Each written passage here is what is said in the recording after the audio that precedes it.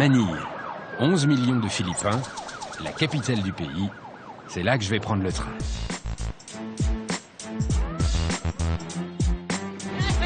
Mégapole asiatique, grouillante de véhicules, avec en son centre les traces de plus de 3 siècles de présence espagnole. Mais surtout, une ville dont l'architecture ne s'est jamais vraiment remise des bombardements de la Seconde Guerre mondiale. Bref, une ville un peu disparate, un peu désarmante, mais ce n'est pas grave. Je sens bien qu'ici, ce qu'il y a de plus intéressant, ce sont les Philippins. Et pour les rencontrer, je file à la gare. Hello.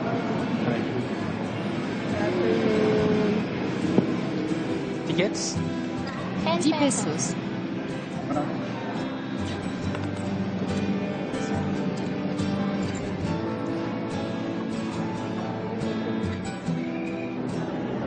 C'est très marrant parce que c'est un train de banlieue, mais c'est très très sage, regardez. Tout le monde attend bien assis ou bien en ligne de pouvoir aller sur le quai. C'est extrêmement sage, c'est la gare la plus sage que je connaisse.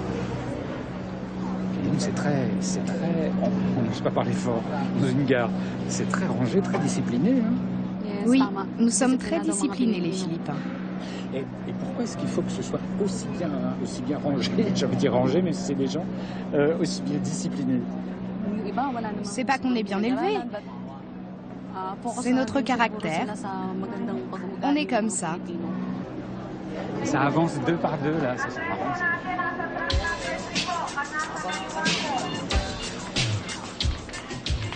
Les voyageurs vont donc prendre le train en rang par 2, comme des écoliers. Difficile d'imaginer que ça, c'est l'heure de pointe. Petite accélération sur la fin pour avoir les meilleures places.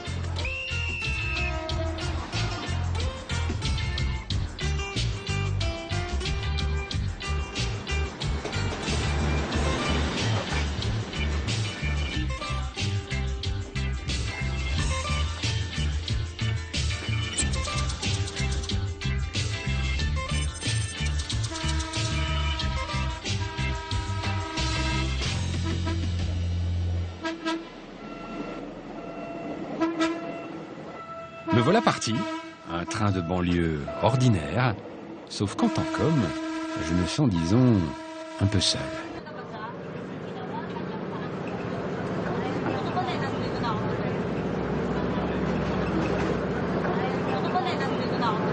Pourquoi est-ce qu'il y a tant de femmes dans ce train? Ben ici, tu es chez les femmes. Et les hommes, c'est les 2 autres wagons, là-bas. Ah, vous voulez dire que je suis pas dans le bon wagon, là? Non, mais pour toi, c'est bon. Tu visites notre pays, c'est toléré. Tu peux. Pourquoi est-ce qu'on sépare les hommes des femmes dans le train? Parce que parfois, les hommes, quand il y a du monde, ils en profitent pour se coller un peu trop à nous, comme ça, ou comme ça. C'est vraiment très désagréable pour nous. Maalala lang po sa aming minamahal na pasahero.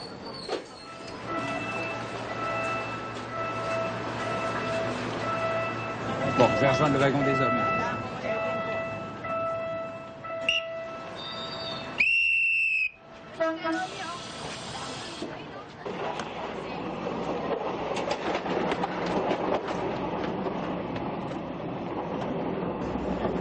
Que les mecs. Alors, c'est la première fois que je suis dans un train où les femmes sont séparées des hommes. Les garçons philippins sont particulièrement offensifs. Non, c'est pas les hommes. Et les filles, elles sont trop belles ici. C'est à cause d'elles. On n'a pas le choix. Il fallait qu'on arrête le harcèlement sexuel dans les trains. Parce que certains hommes avaient les mains un peu trop baladeuses. Ça devenait vraiment trop difficile pour les femmes. Donc, vous pensez que c'est plutôt une bonne idée? Oui, c'est mieux comme ça. Enfin, je crois. Ah, mais il y a une fille. Il y a une fille. There is a woman in the coach of the men. Oui, c'est vrai. Pourquoi est-ce que vous êtes là, vous? Parce que je suis avec mes amis. Donc ils vous protègent. Non, pas vraiment. J'ai juste envie d'être avec eux. Comme ça, on peut discuter, tous ensemble. Donc, vous regrettez pas de pas être dans le wagon des filles? Non, pas du tout. Même si quand ils partiront, j'irai peut-être rejoindre les femmes. Vous êtes plus courageuse? Non. Mais je suis juste habituée à voyager avec plein de monde qui me colle autour de moi.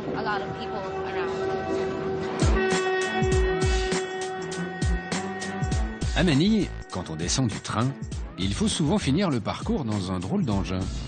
Un croisement bizarre entre la Jeep et le bus. Ici, ça s'appelle un jeepney. Après la Seconde Guerre mondiale, les Américains ont abandonné aux Philippines des quantités de jeeps militaires. Les Philippins les ont tout de suite transformés en véhicules de transport pratiques et colorés.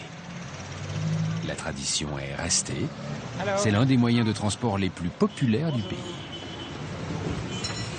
C'est combien? 8 pesos. 8. Hello, for you? Merci. Ah, en fait, c'est celui qui est près du chauffeur qui passe les sous. Voilà. Ça, c'est pour elle. Mais comment il sait que l'argent, il vient de vous aussi? Dans le rétroviseur. Ah, d'accord. Ah, c'est pour ça qu'il a un grand rétro. Ah oui, c'est toute une organisation. Moi, j'ai une question quand même fondamentale, c'est pourquoi les bus à Manille, ils sont aussi bas de plafond? Ils sont pas si petits que ça. C'est toi qui es grand. Ah, c'est très fort. Mais ils sont pas beaucoup plus petits, les Philippins. Non, on n'est pas petits. Mais on est moins grand que toi. Donc on n'est pas si mal dans nos jeepneys.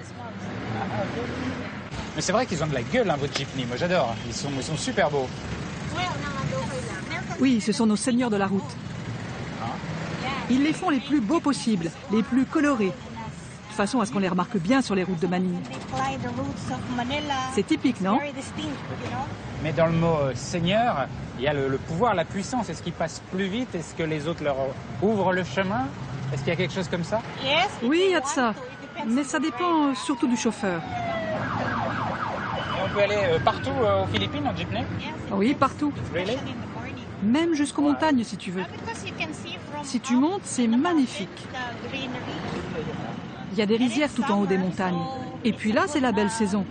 Tu devrais y faire un tour. C'est vraiment une belle expérience. Ah, je dois descendre là. Merci. Thank you.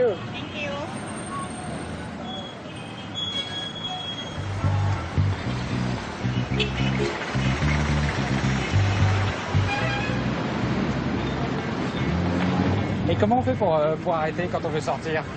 Ben, il suffit de taper ici pour prévenir le chauffeur que tu veux descendre. Comment? Mais alors, seulement à cet endroit-là, si je fais knock-knock là, ça marche pas? Si, tu peux taper où tu veux. Tu peux même prendre une petite pièce et taper là, sur les barreaux. Ah oui, il a l'œil.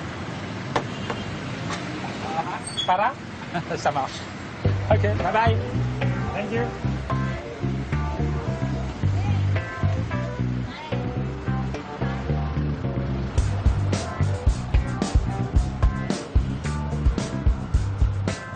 Suivant les conseils des voyageurs, je décide donc d'aller de jeepney en jeepney vers le nord, vers le pays des montagnes et des rizières.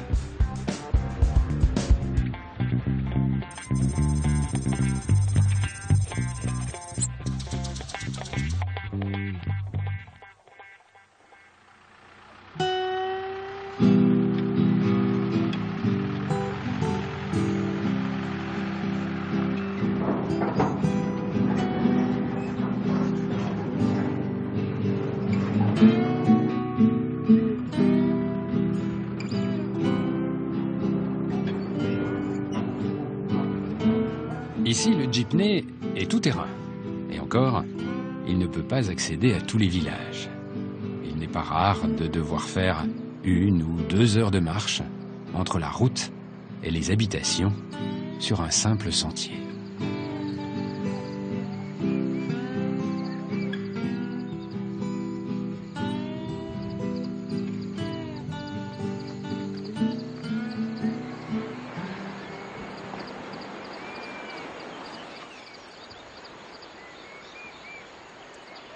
En fait, il faut surtout pas regarder là. Surtout pas.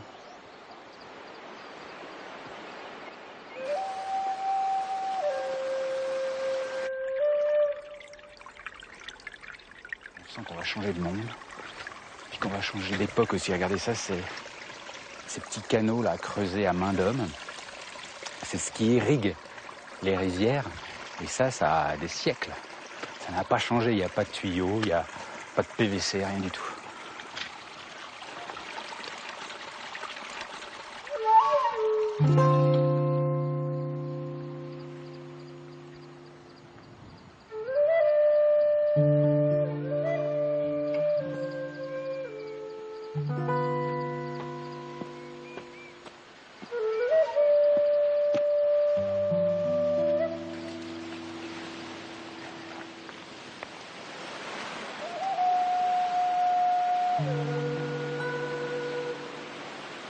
C'est sympa d'être gamin ici. Un petit bain de boue, une cascade. Un petit bain de boue, une cascade.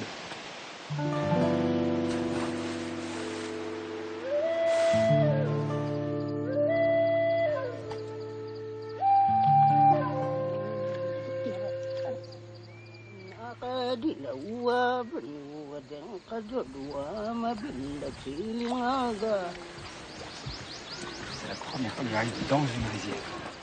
Hello, bonjour.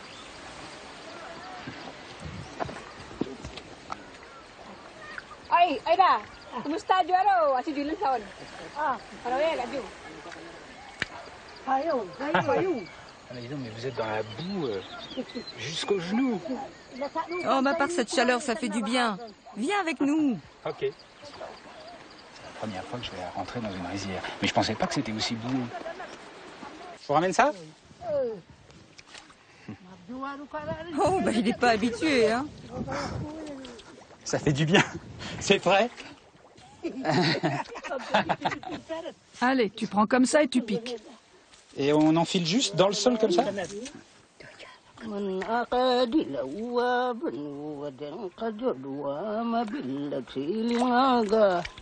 Ça, c'est vrai que c'est frais au niveau des pieds, mais alors comment vous faites pour rester pendant des heures en plein soleil comme ça, sans chapeau? Ben nous, le soleil, on est habitués. Faut bien qu'on plante si on veut manger. Est-ce que je peux vous demander votre âge? 90. 90. Pourquoi est-ce que c'est des dames qui ont un certain âge qui plantent le riz? Ben, les enfants sont à l'école, les hommes sont partis travailler en ville, il n'y a plus que nous.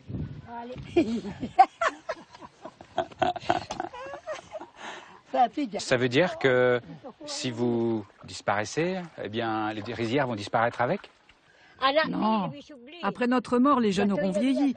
Ils prendront bien la relève. Que signifient tous ces tatouages que vous avez sur le corps? Ça veut dire qu'on appartient à une bonne famille. Et puis, c'est comme les bijoux. On est belle avec ça.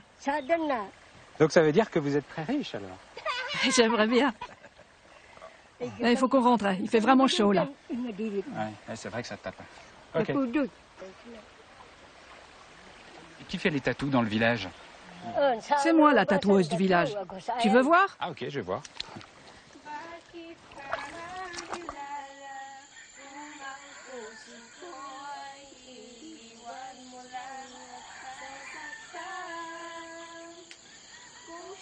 Me voilà arrivé dans la tribu des Kalinga. Une zone reculée, isolée, où même les colons espagnols n'ont quasiment jamais mis les pieds. Ici, depuis des siècles, les différentes tribus se partagent les territoires de la montagne.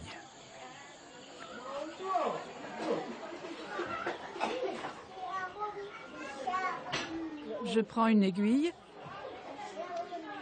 Les épines, là, c'est les aiguilles pour faire des tatous? Ah oui. Donc c'est du tatou 100% naturel? Oui, et l'avantage de ça par rapport au métal, c'est que ça rouille pas. Ah bon?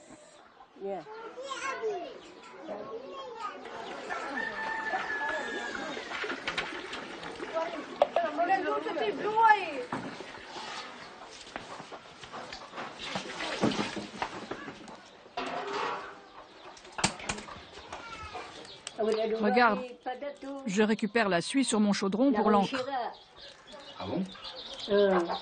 Et ça, c'est ancestral, en fait, des tatous avec de la suie depuis combien de temps?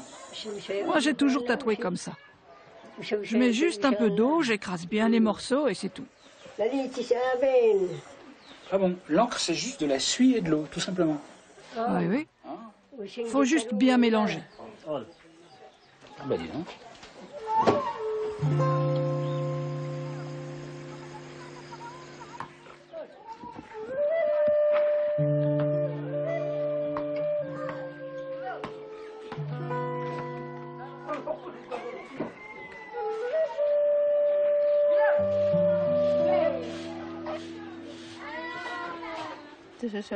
Oui.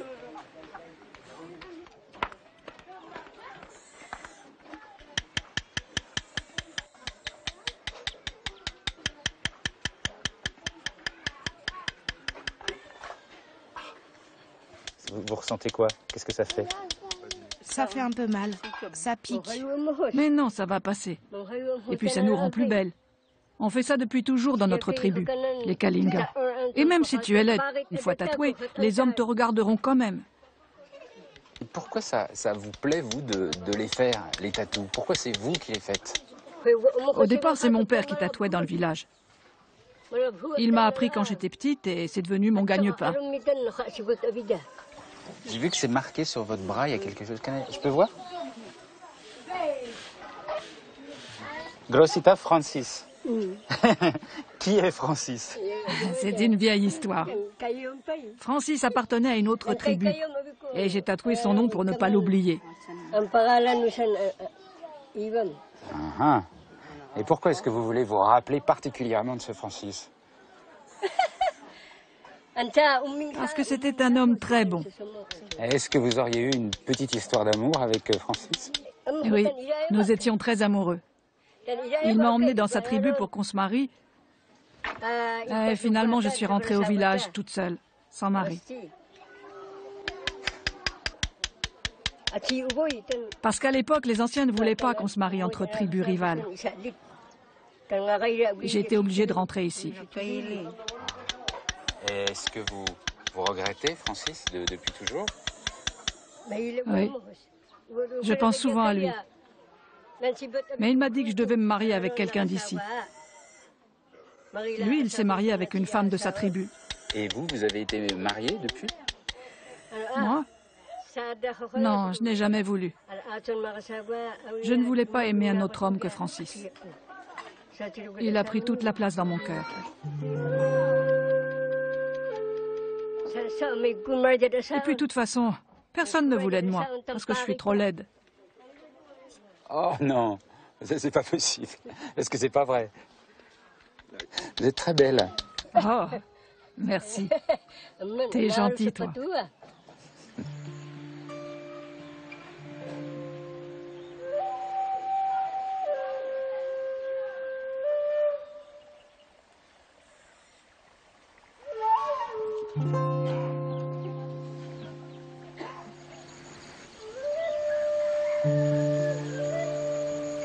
Cette rencontre m'a touché.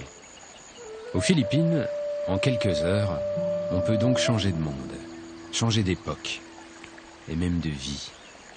Je ne m'attendais pas à ça. Et après les montagnes, mon retour à Manille est comme un nouveau voyage.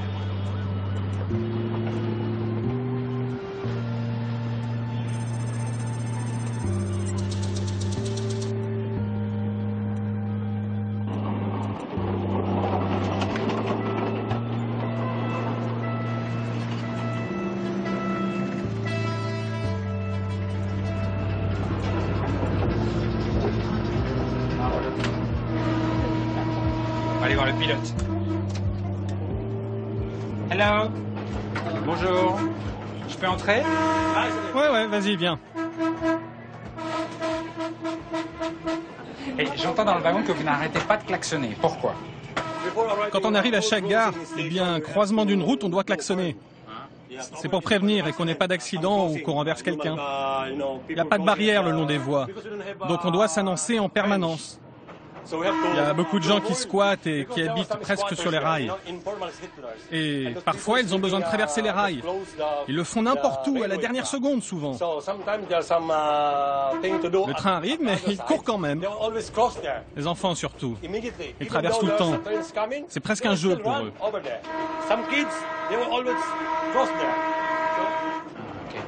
Mais alors, ça doit être très dangereux. Il y a des gens qui sont sur la voie, là. They are on the rails. Oui, ça c'est les trolleys. Ils les appellent des planchettes ici. Tu vois ces mecs en trolley? Ils transportent des passagers, ils font des allers-retours entre les gares. Les gens ne paient pas cher pour ça.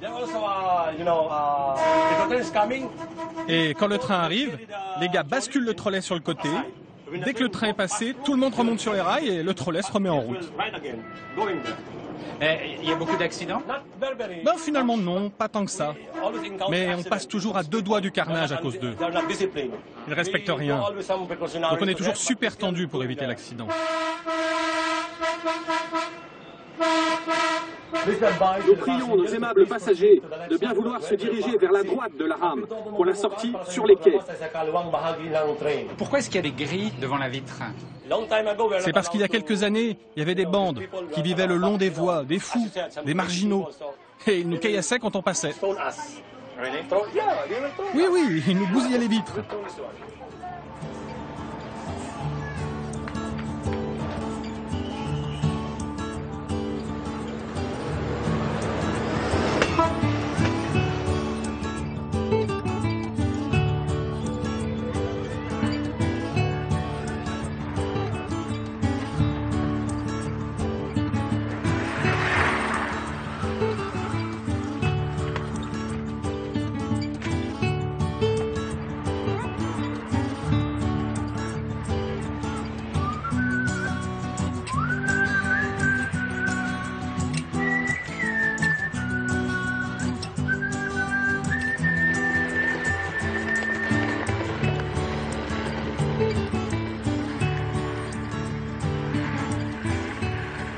Combien de temps vous faites ça?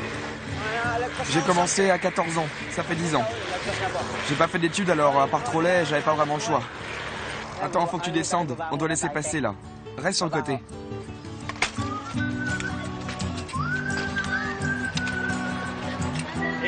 Bonjour.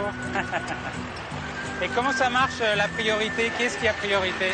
Ben, c'est ceux qui sont le plus nombreux qui restent sur la voie. Et les autres doivent céder le passage. D'accord, donc c'est à la charge en fait. Plus il y a de passagers, plus on est prioritaire.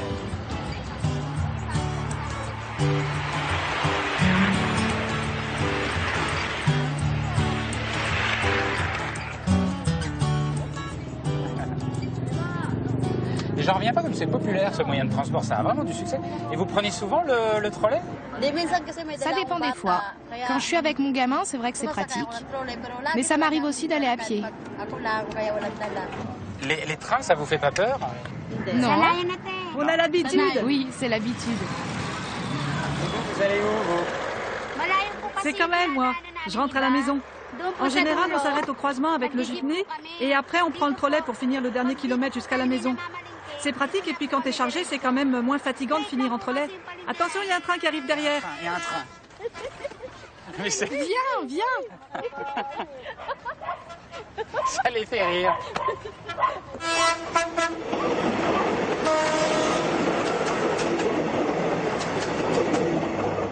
Mais c'est quand même flippant, c'est quand même terrible. Non, ça a l'air comme ça. Mais le chauffeur te prévient quand il faut descendre. C'est lui qui regarde s'il y a des trains, vous regardez pas? Si, bien sûr, on regarde. On regarde et on écoute le chauffeur. On a bien conscience du danger.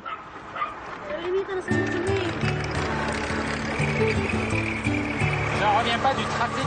Il y a vraiment beaucoup de monde qui prend le trolley. Oui, tout le monde l'utilise. Et puis on les connaît bien. On est tous voisins finalement. Et combien vous gagnez en une journée avec un trolley? Et une grosse journée, on peut faire 300 pesos. Mais comme on est nombreux, souvent c'est plutôt la moitié. On gagne juste de quoi manger au jour le jour, parce que toute la journée à pousser le trolley, ça creuse. On a besoin d'eux autant qu'ils ont besoin de nous. Tu sais, ils n'ont que ça pour vivre.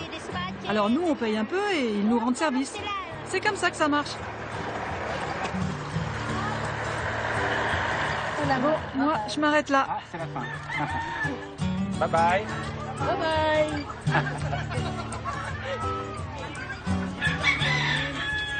Ok, Ciao.